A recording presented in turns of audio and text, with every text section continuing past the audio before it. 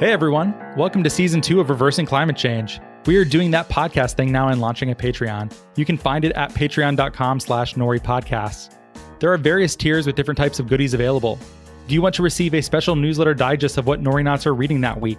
Be a part of a Nori book club. Get special access to Nori events. Go take a look at patreon.com/NoriPodcast for what we're offering. And in that spirit of being lean in that startup kind of way that, we like to do, this list of goodies is subject to change, and we'd very much like your feedback.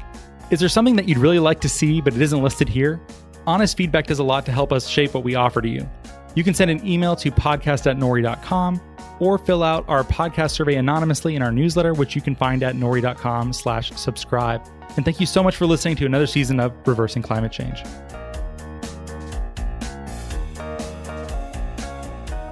Hello and welcome to the Reversing Climate Change podcast. I'm Ross Kenyon, lead strategist at the Nori Carbon Removal Marketplace. Today, we have an alumna back, Dr. Holly Jean Buck, research fellow at the Institute of the Environment and Sustainability at UCLA. Holly, you wrote How to Decolonize the Atmosphere in Progressive International, which gave me the chance I needed to invite you back on to do a bonus episode. So thanks so much for being here. Yeah, thanks for having me. What led to your writing this article? And I don't know that we've actually covered this before, which is potentially even negligent on my part, but what does it mean to decolonize the atmosphere, and what does it mean to decolonize generally? So I was inspired by a lot of recent writing, including the Red Nation that put out the Red Deal.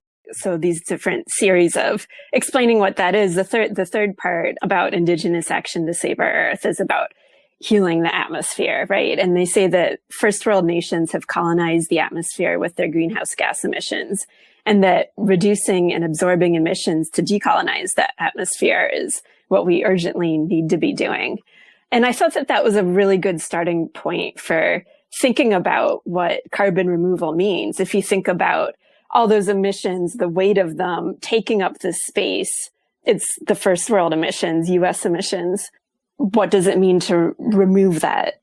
Can that be a decolonial practice? And I just say that it might seem very far-fetched because a lot of the conventional ways of thinking about carbon removal would actually just further entrench settler colonial infrastructure. So this is a very radical departure from how a lot of people are thinking about it today. But I think it's an interesting and important provocation. Yeah. Okay. So that's the first time that those terms have come up on the show, I'm pretty sure. So when I think of settler colonialism, I usually think of it as contrasted against indigeneity or being indigenous. Would you mind sketching a little bit of what these terms mean for someone who may be encountering them for the first time? Yeah, and I will caveat it that I'm not an expert, and so I'm really drawing from thinkers like Nick Estes, Winona LaDuke, Kyle White, other people who have, explained this to me that I'm trying to learn from, right? Mm-hmm. But as Winona LaDuke and Deborah Cohen say in a recent article about Beyond Wendigo infrastructure, they say infrastructure is the how of settler colonialism. Settler colonialism being this form of colonialism where people come and settle on the land, outsiders, usually a very violent, extractive process, entwined with capitalism in many cases. And so carbon removal infrastructure, would that also be, another extension of settler colonialism? Or can we imagine an infrastructure for removing carbon that's, in their words, elementary, something that's life-giving in its design, its finance, its effects? That's, it's a huge question that I want to explore with people, especially people that are better thinkers than me, frankly, about these things. Yeah, we should have some of them on and do greater justice to this topic because it's certainly interesting and of interest to our audience, and we have not covered it nearly as much as we should. So that's something that we will be doing in the future. But I guess how exactly might one pursue a project like a decolonial carbon removal regime? Because as your work has documented, and we've had you on for your book, After Geoengineering, and this has come up other places, how do you make sure carbon removal doesn't become a business as usual kind of strategy? What needs to change in order to make carbon removal liberatory? Or your work specifically seems to be, how does the left use carbon removal in a way that fits in with their broader goals and worldview, as opposed to being something that reinforces the structures that they do not care for that currently exist. Is that a fair summation of your work? Yeah. And I think that one way to approach this is through the Green New Deal framework, since that centers equality and environmental justice kind of by definition. And so that's what I've been thinking about for a while, and what a lot of this article in Progressive International is about. And it's interesting to kind of think about that at the same time as looking at the Democratic Climate Crisis Action Plan that came out recently, I guess a week ago now, maybe 2 weeks ago, from the House committee, right? Because it talks about carbon removal in ways that would kind of synergize with the Green New Deal framework, but are not quite as progressive as what I'm describing in this article. So I think there's basically three things we need to do to be more radical with this. One of them is linking carbon removal with the managed decline of fossil fuels and thinking about these as the same project, basically. Looking at supply side policies that integrate carbon removal with further production of fossil fuels. So that could be something like a carbon take back requirement, meaning that companies are required to take back carbon that they emit or produce.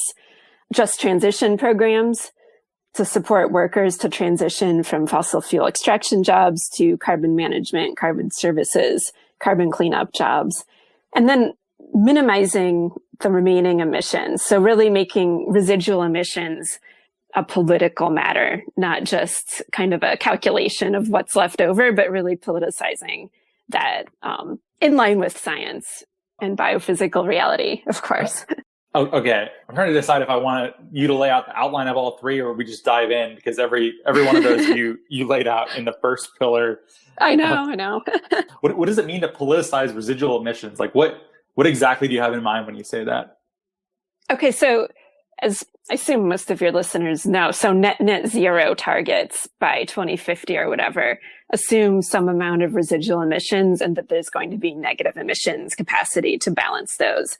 And usually the residual emissions defined by different entities, whether that be a nation state or a US state or a city or a company, often work out to be between 10 and 20% of current emissions. Goldman Sachs in their Carbonomics report has a figure of 25%. I mean, generally there's some significant portion that is difficult to decarbonize, mostly for biophysical reasons, but not necessarily, right? So I think that this needs to be both a technical and a political conversation about how many residual emissions we can cope with and should cope with. There's one other one you mentioned in there too. Could you just quickly name the other ones that you had mentioned? Yeah, I mean, in terms of integrating carbon removal with the managed decline of fossil fuels, thinking about just transition and thinking about supply side policies. I mean, I think that needs to be a much bigger focus of the whole climate policy writ large. Yeah. By the way, are you even allowed to say supply side? Because it makes you sound like a Reaganite. I don't think you're allowed to do that, Holly. Step one. And then, so what is that? And then also just transition policy, I think is very interesting too. Could you outline a bit what each of these mean? So supply side, I just feel like a lot of climate policy is focused on curbing demand, and we need to think more about curbing production as well in a much more planned, regulated way. It's like industrial policy rather than changing your light bulbs, something like that. Yeah, so that could mean production quotas for fossil fuels. It could mean linking production to certificates of obligation for carbon removal. Just a much more planned, heavy-handed approach than just letting the market decide about that.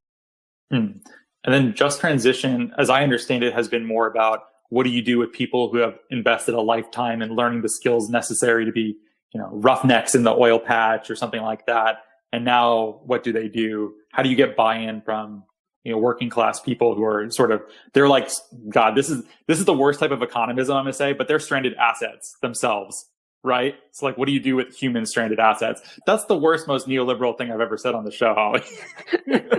You can cast me into the far left's outer darkness for that statement. Yeah, but I mean, this is something I'm really concerned about. I was in the Petroleum Museum in Midland, Texas, in the Permian Basin, where there's a lot of enhanced oil recovery. And in this museum, there's this exhibit about, what's going to happen to workers if oil runs out. And there's this Q&A, and the answer is, we're not going to run out because enhanced oil recovery will keep jobs coming for the foreseeable future. I mean, it was really pitched at the oil workers that are worried about, should they even get into this industry? What's the future going to be? And so you can see that, enhanced oil recovery, perhaps coupled with carbon removal policy, could be a way forward for people who already have skills in that industry. And it's been interesting to see even the Global CCS Institute has a recent report where they use the language of just transition. There's a new report out from Rhodium about jobs and direct air capture. I think that this is increasingly of interest to people on both sides of the aisle. Yeah, well, we use this rhetoric too. And then I've also seen it other places lately, but they're trained to pull hydrocarbons and carbon molecules out of the ground. Can we just reverse the process? Do those skills transplant effectively into the new carbon capture industry? I hope so. I don't know. Do you think that's actually going to happen in the way that people are hopeful for? Maybe. I am also starting to have a few concerns about it because it doesn't necessarily change the mode of production, which is what I'm more interested in. And I also think that if you go to a place like Denver City, Texas, which is where there's really big CO2 flood infrastructure, I mean, it's the gender dynamics in this town are just like the craziest you've seen. Like, and you can see this in the census data too about earnings between men and women. It's like the men have these high paying jobs, and the women, if they have a job, will be in these gas station, restaurant, service industry jobs. And is a just transition, switching this to carbon removal, going to just replicate those gender dynamics? I don't know. I just wanted to throw that in there. Yeah. Well, it's difficult sociological knots to untie. I don't even know what you do in cases like that.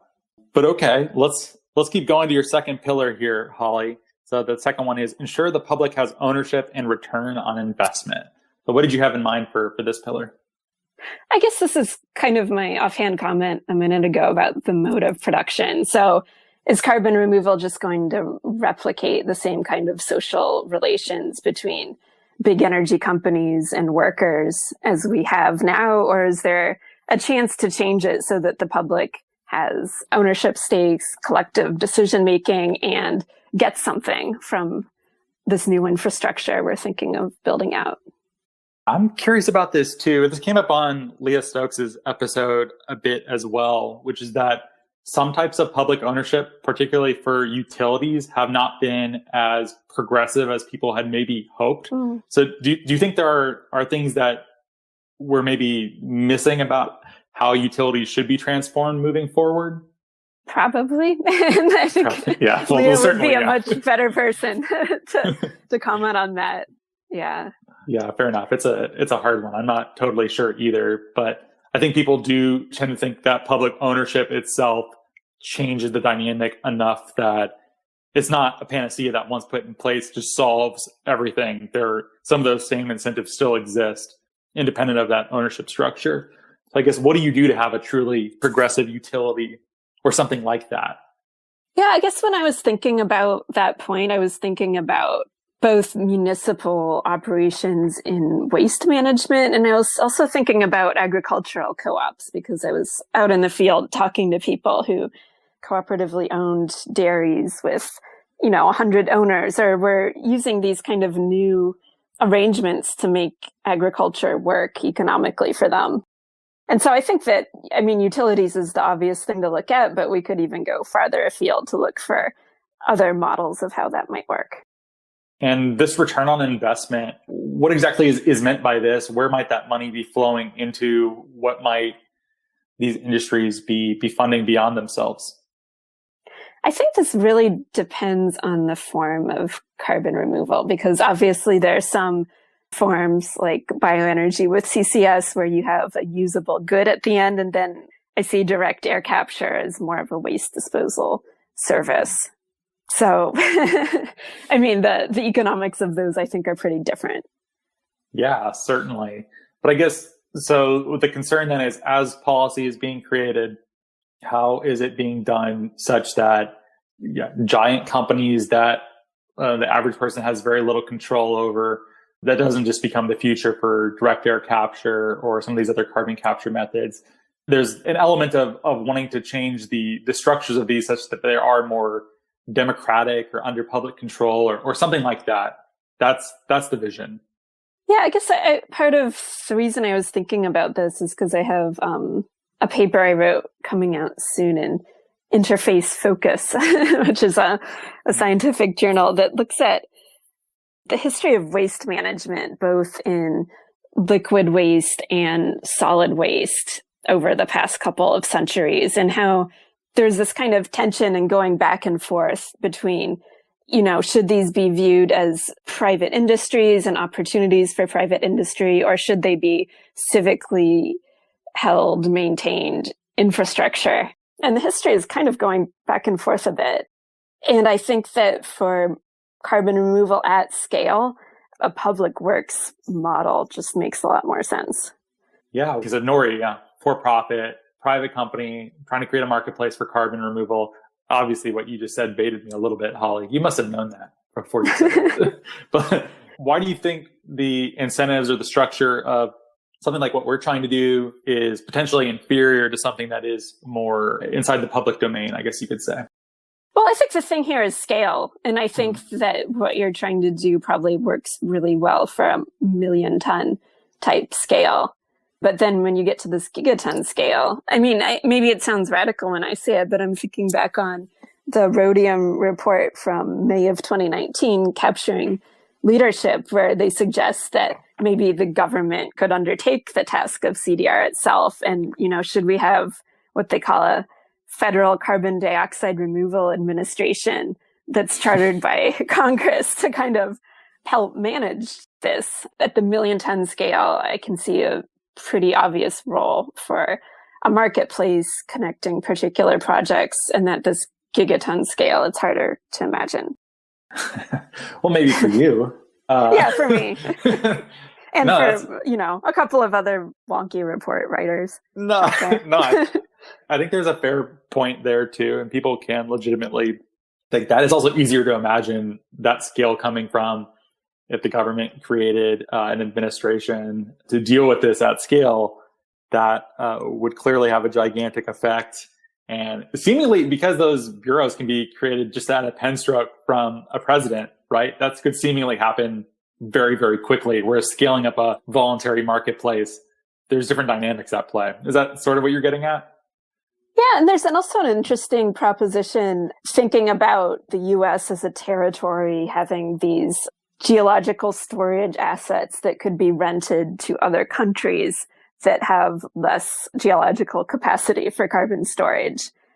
You could apply this principle about public having ownership and return on investment there too. So, if the US was to sequester carbon, would the flows from those funds go back to the public? Would they be used? How would they be used? Like, thinking about this throughout all the different scales, it's just a very broad principle. And I didn't develop it in this article. It's like one paragraph, right? But I'm hoping that people from all different fields will continue to think about this public ownership question. Yeah, absolutely. I'm sure there will be more discussions about this in the future. And then, so you're hinting at this third pillar then, which is advocate for a global framework for carbon removal. So what might that look like for the world at large? Yeah, I think we're going to hear a lot of discussion about this in the next couple of years. And I think that people in the NGO community and in policy who have been seeing what happened with REDD+, seeing what happened with the biofuel boom and bust, really want to avoid some kind of mechanism which just has the global south generating carbon removal capacity for continued emissions in the global north. I think people are reasonably aware of that danger and figuring out how to avoid that, right? Because what we need is really quite an opposite thing. We need the global north to develop and pay for carbon removal to clean up our legacy emissions. And doing so in ways that it's tricky, because if carbon removal is an opportunity, you don't want other countries to lose out on that opportunity. But if carbon removal is a burden, then I think it's arguable that the US and other heavily industrialized nations with large consumption should be taking up that burden. In terms of what a global mechanism looks like, I mean, I think that, there's talk around mechanism, I think maybe Article 6 in the Paris Agreement to hash some of this out. It's hard to imagine that not being a part of, international negotiations in the next 5 years, just because now that nations have these net zero targets, in thinking about and drawing up detailed plans, looking at their expected residual emissions, looking at what they have within their borders to secure that negative emissions capacity, I think a lot of them will be looking beyond their borders. And so that's when the global framework discussions will come in. I'm very curious how that plays out, just because there's something that's so fundamentally unpopular politically, but probably also just personally, about taking responsibility for your actions. I have a hard time imagining a president saying, hey, we're responsible for the bulk of the world's emissions. We need to tax everyone here to pay for this. Like that person's going to get voted out of office very quickly, I think. Even if that's the just thing to do and the right thing to do, and we should do it and take responsibility for our levels of consumption and emissions. But it seems just so challenging to admit that you've done this thing. I don't know. Do you think that's a little too pessimistic? I think that this has been the heart of climate debates for many years now. This question about historical responsibility, and then, we have frameworks like contraction and convergence that have emerged to talk about it. I agree with you that it seems far-fetched from this standpoint, but I also think as activists, it's our role to push the window, and get it a little bit closer, right? Even if it doesn't seem like the most likely thing for politicians to do in the near term. Yeah, fair enough. Okay, I'm going to pontificate a little bit. You can tell me if this is right or wrong in your view. But I think the average American is probably, I was reading something the other day that the average person is left of where politics are now when it comes to economics and class issues, and right of the median when it comes to cultural issues. And I do think this probably falls more into a cultural issue of admitting responsibility for this or taking responsibility for our climate emissions. And the average person in the country, Republican or Democrat, probably doesn't want to pay more or cut consumption or admit that there's really anything wrong with it if they have to pay the personal price for it. I don't know. I have such a hard time seeing that transforming. I don't know. That idea of guilt, this is slop, Holly. I don't even know what I'm trying to say here. Can you make what I said intelligible? Yeah, I mean, so there's definitely a reckoning. I think that people have an easier time reckoning with waste than they do with something like colonialism. I mean, I think we need to reckon with all of it, obviously, but I think that in terms of cleaning up your own waste, that's something that people can generally get on board with because they have experience of what happens if you don't, right? And so that's why I find this waste management framing intriguing. And Klaus Lackner and Christoph wrote a great article in Issues in Science Technology about this, which everybody should read, in which they simply say that, it's a waste management problem. We put the carbon there. We need to clean it up. That's something people can get on board with because it takes away the guilt and kind of, makes it simpler in a sense. And so I do think there's a bipartisan cross-cultural thing there, which is also problematic on the other hand, if you believe that we actually need to get to this deeper rethink about our whole history, basically, in this country and re-narrate what happened over the past, 4 centuries, which is the point that I hope through my teaching and work and that we can get to. I think that makes sense. Yeah, Christoph still talks about that quite a lot. And the waste management framing is definitely less controversial. No one likes a litter bug. I don't think from the most conservative to the most progressive, I can't imagine anyone is out there being like, yeah, you should litter. Littering is a great thing to do. I think everyone's at least a little bit ashamed of it if they do it at all. But that being said, I lived in this apartment building that I was living in. Surprising how many people would leave boxes in the trash room and not take them down and or just leave stuff in there that they could have opened the chute and thrown out. So part of me is less trustworthy that will happen. But I think when people hear justice talk, they do start to hold on to their wallets. And they're like, oh God, how much is this going to cost? Or how much pain is this going to cause me? And having to think about these sort of intractable issues that are sort of baked into the country and the world at large. I think they start getting really worried. I think you are right, though, that waste management does diffuse some of that. But then is the point to diffuse conflict? Because shouldn't we also be having conversations that make us uncomfortable too? Is it not unjust to just ignore that entirely? Is that kind of what you're after? Yeah, and I don't think we should not talk about it because we're afraid that the conversation will take us down a road that's really uncomfortable. Like the idea of returning land to indigenous people may be really uncomfortable for some people, right? And so I think there might be a tendency, if the conversation looks like it's going that way, that some people might want to veer into a safer direction. I think we should go, everywhere. And I think about this because I wrote this paper some years ago in a scientific journal that mentioned the word colonialism in it once. And the reviewer said, that's not appropriate to mention in a scientific journal. And I took it out because I was an earlier career scholar and I thought, it wouldn't get published. And I've always felt bad about not pushing back. But I think we need to take these little steps to first make it okay to say the word colonialism in a scientific article, whatever those next steps are. Let's do it. Yeah, it's a good question so like a lot of the discourse I see around climate change, our communication style has tried to veer closer to meet people where they are. For instance, I just read a really great book called All Hell Breaking Loose, The Pentagon's Perspective on Climate Change by Michael Clare. Have you read that book? I haven't read that one. I've read a few of his earlier works. Okay, that was the first of his I've read. I thought that was the single best book to show to conservatives, especially if they're somewhat hawkish in their perspective on foreign policy, because it basically shows like military preparedness is really under siege by climate change. It's going to cost a fortune to keep bases open and to patrol the Arctic and all of the various things that are being stressed. And the military is having a humanitarian function for disasters. All of that happening at a much greater levels than now. It's like, this is a great book to share with someone.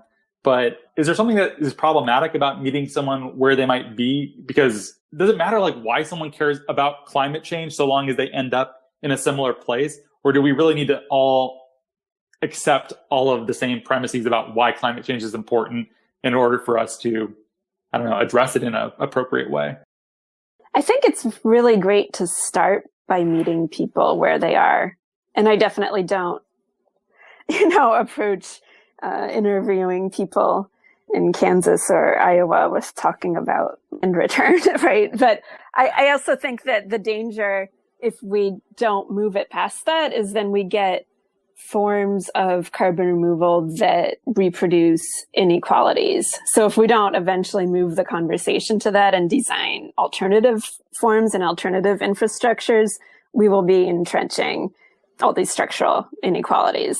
So then there's a question of, okay, well, how do you move people along? How quick does that happen? I don't know. I mean, I think that the Democrats, the House committee did a good job in their plans talking about this because they have tons of interesting things about how the military can play a role in scaling up CDR, right? I can see that as being a great thing to lead with. Yeah, I don't know if you've read this, but it's pretty cool. Military procurement of fuels made from captured carbon, building on the Sea Fuel Act to have RD&D projects with direct air capture, et cetera. I mean, that's a starting point. I can see that. Oh, yeah. Mixed I think feelings. Yeah. And then you say, oh, well, we have energy independence. We're less dependent upon OPEC, or we don't have to deal as much with like Persian Gulf states that we have various types of relationships with. If we could just do this internally, there's a buy domestic angle to it. This can be done inside the country. It helps the military be more independent, can maybe stay at sea longer if they're able to capture CO2 from the atmosphere. Yeah, there's a whole bunch of reasons to, if you care about that a lot, and that's the thing that you care about, there's cool reasons to think about it, but that isn't the only reason. Basically, the question is if we could solve climate change without addressing all of the other problems that the country and the world faces, would it be worth doing? It sounds like we should do this all at once. You just bought a house, Holly, so it's like if you're already taking the cabinets out of the kitchen, should you put in a new range while you're at it and bring in gas from the street? You're already in there. Why not just do it all at once? Is that totally infantilizing and a stupid way to put it? No, I think this is a question that's come up a lot on your show, I think.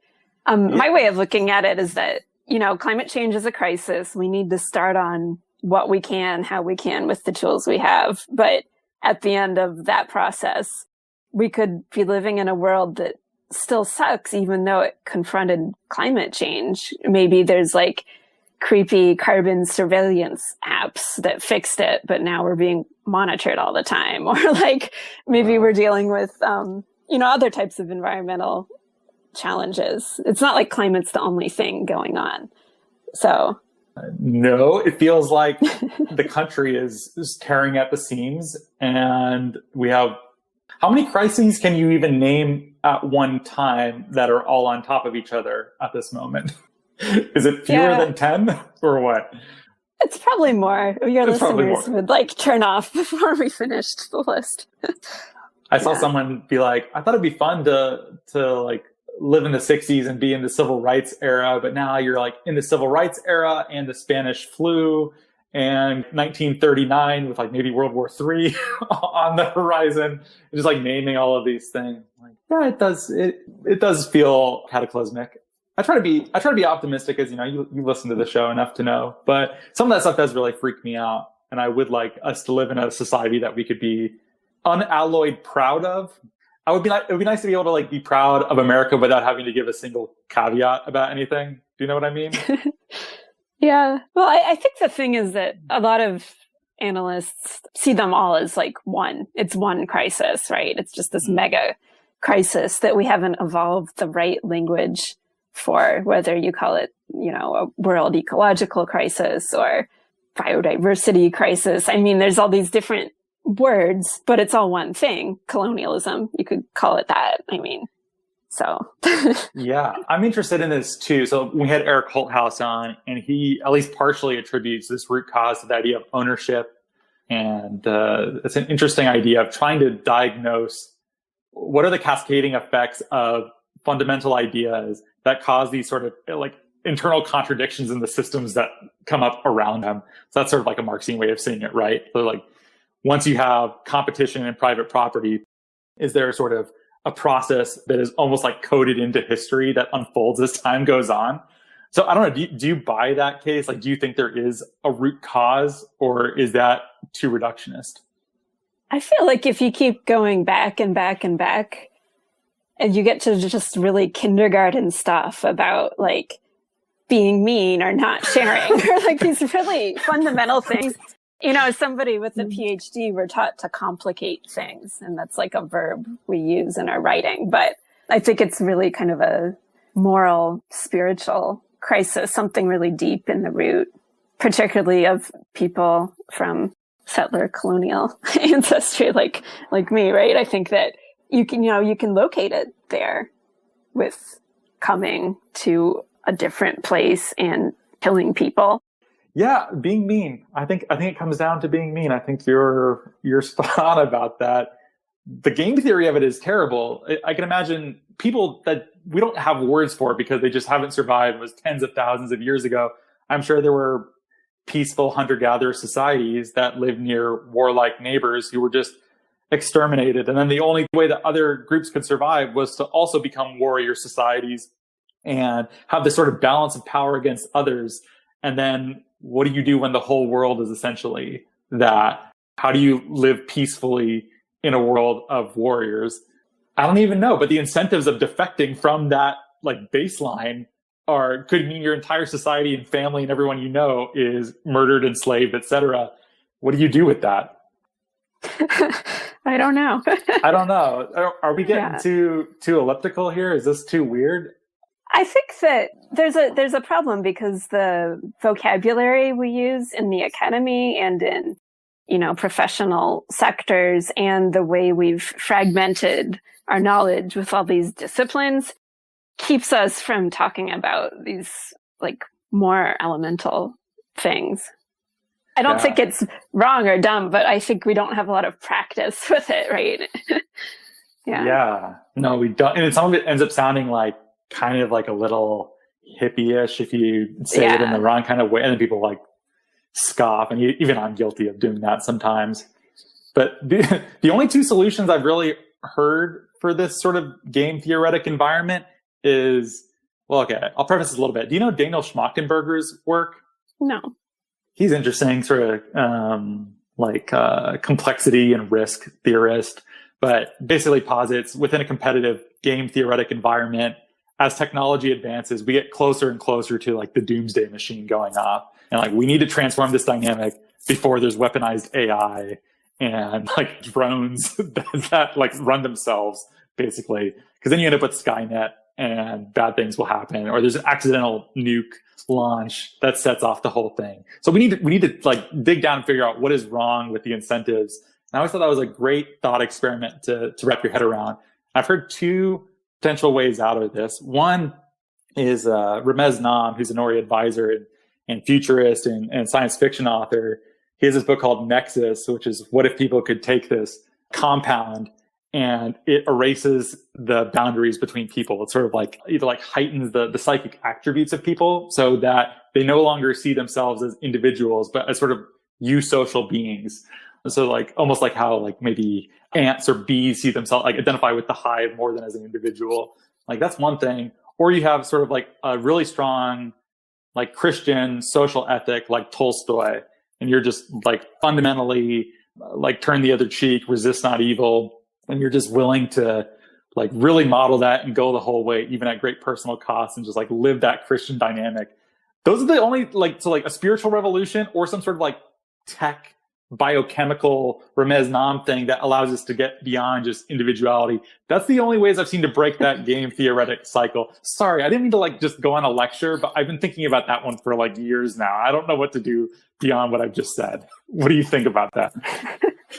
Well, I've often thought that maybe psychedelics could obviate the need for geoengineering. Like instead of this earth moving techno fix, we could just have a biochemical techno fix, because it seems like we're farther along with drug development than we are with geoengineering. But nobody ever takes me seriously when I suggest that. I think that there's something though to, I mean, you mentioned about religion. I think there's something to social norms and the way they're enforced in this current moment that could actually be used for good. I mean, right now we see kind of odd manifestations of that power, like with beach shaming or mask shaming with regards to COVID, like these kind of wars on the internet, right? And then all the discussion about cancel culture or whatever. But there's a force there of people promoting norms, wanting to have those norms, wanting to be on the right side of things. We just had this crazy moment where people sacrificed tremendous amounts to protect vulnerable people. And I feel like that's totally been lost in all the, cultural warfare around these lockdowns, but it's really kind of amazing what happened. And so can we figure out how that's all working and apply it to climate change? Maybe we have a shot at steering ourselves in a more moral, spiritually whole direction. I don't know. Yeah, I think that's a good example. Humans are both better than we expect and worse at various moments. Yeah, I don't know what you do about that. I hope that capacity is there to break that cycle. It just seems like the people who do break it first, like pay the cost, and then you have a free rider problem, which is it only works if everyone basically does it. But there's great incentives for you personally not to in some cases. I don't know, unless there's some sort of like external ethos that you've ascribed to that keeps you honest in that way. I don't know how we get there. Or it's like a psychedelic thing or a tech thing that allows us to break sort of individual identification in some interesting new kind of way. So I don't know. Is religion just the analog version of that? And your tech psychedelic version is the digital? Is that what it is? That could be. I mean, there's all this writing like in the 90s and the early zeros about like how the internet was going to connect us all, right? And we'd be kind of one. And I actually wonder now, watching the response to COVID, if that's actually happening. Like all around the world, people are sensing what's going on. They're wanting to act. I guess, okay, maybe this might just be the way social media is monetized and promoted, but I mostly just see people who are like the angriest, most pithy tweets are the ones that get retweeted the most, I think. Do you think that is building something important, or does it seem like it's just cutting us more into different groups who like to argue with each other? Well, right now it definitely is, but it's because the infrastructure is, built in this capitalist way, right? So coming back to this infrastructure issue, we now have the potential to connect everybody, to build social norms in a positive way. We're limited by the infrastructure we have, which is via these few private tech companies, right? But we could do it differently. Yeah, we were talking about this before the show. I think there are things about capitalism that are worth preserving. I like various aspects of private property, markets, prices. I think they're valuable and should not be thrown out or spoken of too cavalierly. That being said, I think one of the best cases against capitalism is almost certainly the way that social media is monetized, where the longer you stay on Facebook, the more ads get served to you. The best way to keep people on Facebook is to have them be angry and commenting and yelling at each other. So all the incentives are there for that. And you see a similar dynamic that's perhaps a little less sophisticated, with cable news, right? So like whether you watch MSNBC or CNN or Fox, they're all there sort of pandering to their base and pointing out how the other team is really stupid. And that's not to say that the other team isn't often ridiculous in their own ways. But I think it's really damaging that that's the way that we consume news/entertainment, which is just fighting. I think that we're like seeking out reasons to be angry by consuming the type of media that we are doing. And I don't know that like Facebook making money off of that really is in the long-term interest of us as individual people or as a polis. I think it's just, I don't know what to do about it, Holly. It sounds like maybe there should be like a public option for social media, or we should just have NewsHour with Jim Lear on PBS. That should be like the main show everyone watches. What do you propose instead? Yeah, I think there should be a public infrastructure. And I think that it would be great for climate change. I mean, maybe it's the best thing we could do for climate change. We're focused very much on building out physical infrastructure, which is also important. But at the same time, it could be a huge multiplier to have, reform this science media policy interface. Yeah, we should talk about that. And perhaps we should have you back on, but maybe I can link to it in the show notes. Will you tease our audience with a little outline of that other paper you had mentioned? Oh, wow. Now I'm trying to remember. I'm working on like 4 of them.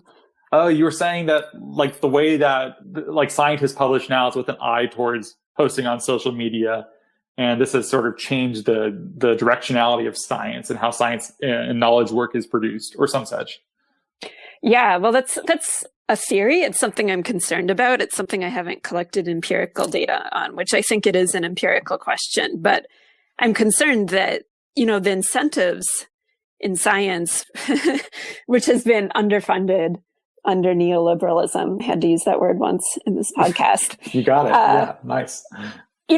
People are driven by the need to get large grants, to have high profile publications, increasingly to have tweeted publications or publications covered in journalistic outlets, right? And so how much of that is a driver of research on different ideas?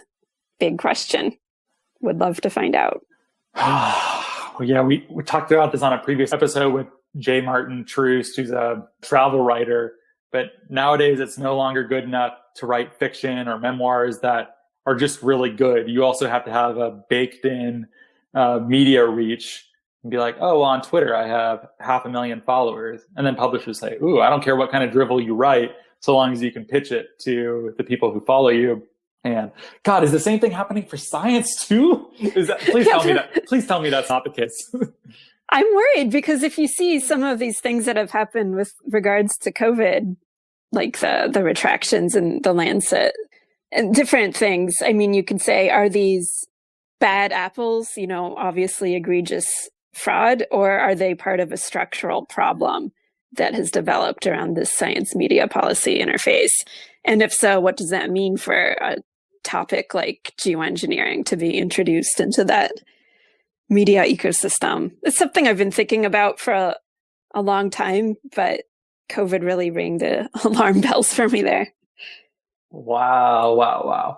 Well, Holly, all of that hurts to even think about. Yeah, I am not really on Twitter like at all. In fact, someone tweeted at Nori the other day and was like, "And where's Ross? Is he not on Twitter? Like, what's his deal?"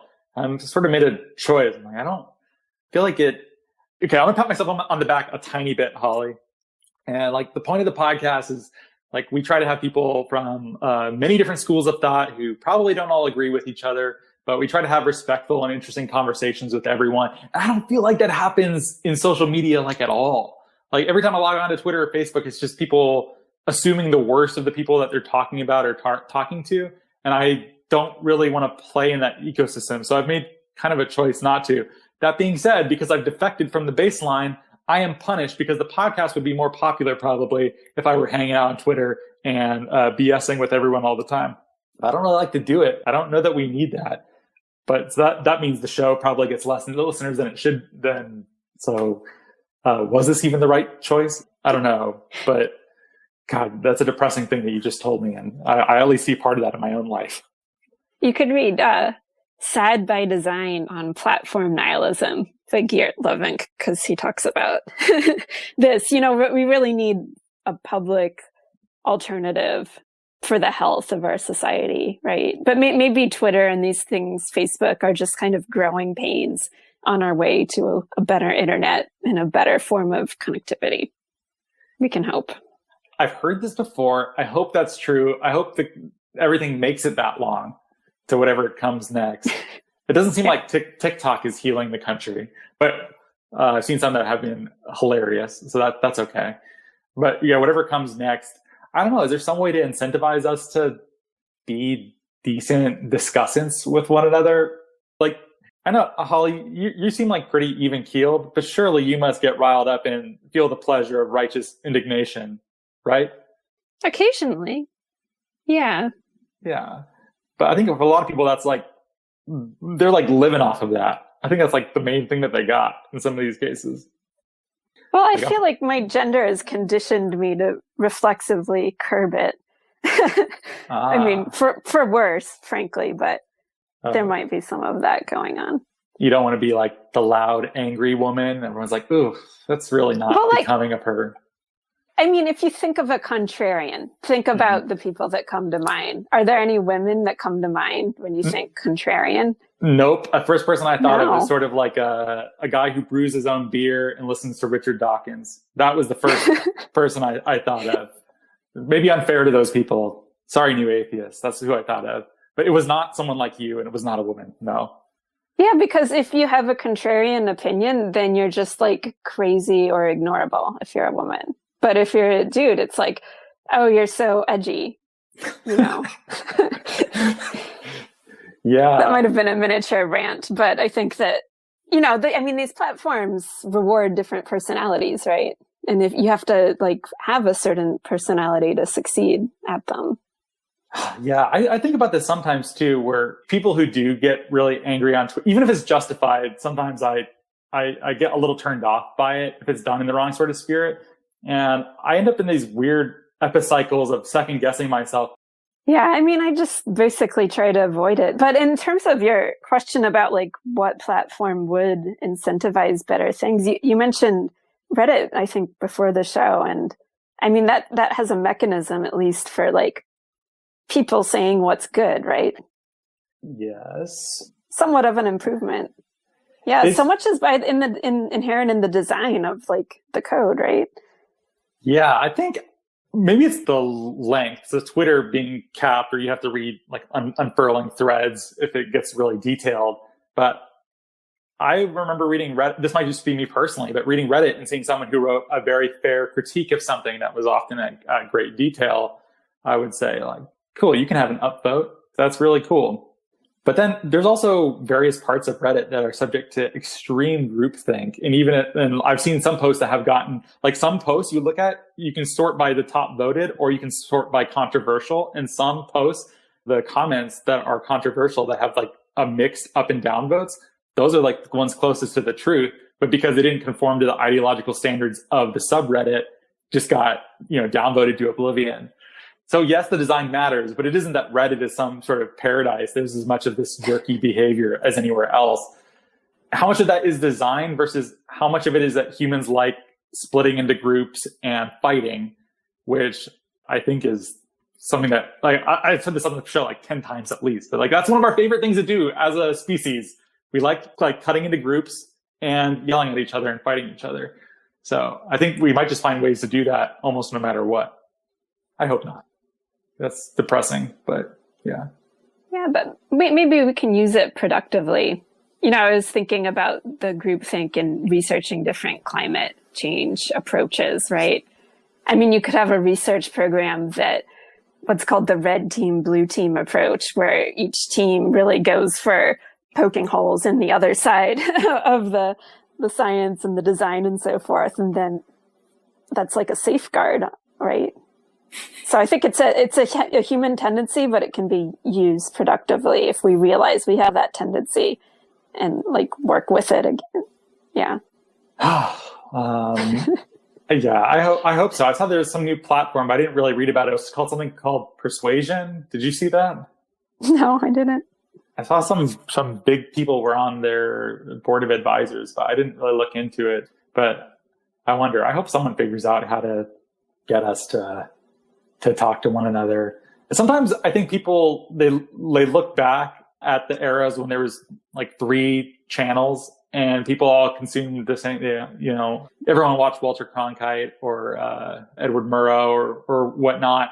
And we all sort of like agreed on the fundamentals of society. And how much of that is whitewashing of history? Like, did people actually agree with each other more in the 50s? Like, we had a Red Scare.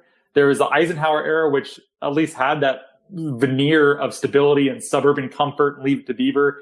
But I think that's sort of an imagining. I don't know that that's actually how that era really was. So did we actually agree with each other more back then? Do you have any idea?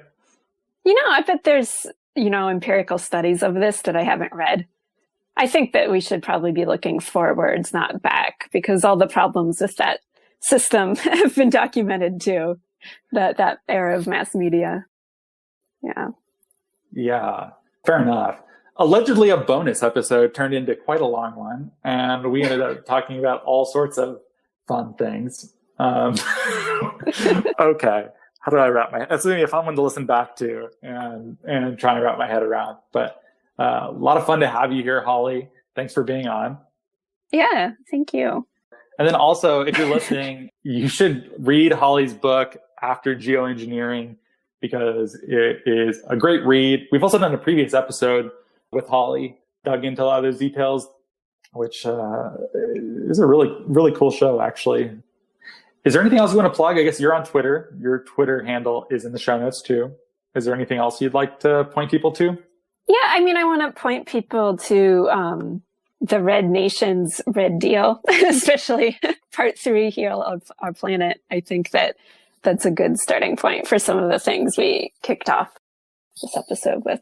Yeah, I need to just read that in its entirety and also just do more shows of that ilk, because yeah, we really should. And apologies if you're listening and are saying like, how come you've never covered this? That's my fault, and I would like to remedy that. So stay tuned. And if you have any good show ideas or topics that we haven't covered, you can always reach out to podcast singular, podcast @nori.com. And let me know. Let me know what you'd like to hear that you haven't gotten so far from this show. Yeah, Holly, I'm putting a pin in it. This is the end. You cool with that? Yeah, thank you. Thank you. And if you like the show, please rate and review us on iTunes, Apple Podcasts, Stitcher, and thank you so much for listening. Well, thank you so much for listening. If you like the show, please rate and review it in Apple Podcasts and or Stitcher. It really helps us a lot to get this content to a wider audience. If you think what we're doing is useful, interesting, fun, hopefully all 3, we'd certainly appreciate your rating and review. You can keep up with Nori at nori.com, where there is a newsletter. That's nori.com/subscribe. There's podcasts. There's a whole bunch else. Or you can send us an email at podcast@nori.com. We are also now on Patreon at patreon.com/noripodcasts if you'd like more content, engagement, and community. And thank you so much for your support.